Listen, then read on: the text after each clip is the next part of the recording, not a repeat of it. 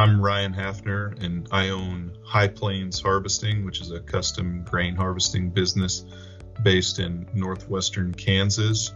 We travel from Texas to the Canadian border over the course of 7 months of the year, harvesting small grains, wheat, barley, lentils, canola, and we also harvest corn and grain, sorghum, and soybeans in the fall.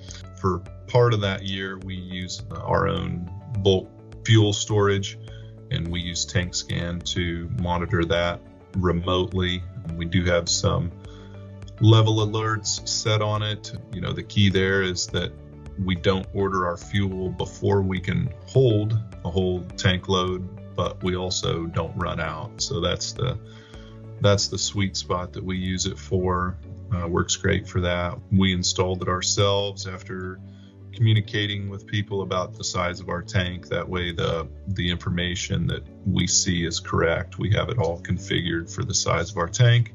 Right now we have a 9,000 gallon bulk storage tank, and you can get on it and just look in it, but it works a lot better to be able to do it remotely because we're pulling out of it quite fast during the year. So 1 minute it seems like we have a lot of fuel in it, and the next minute we're out.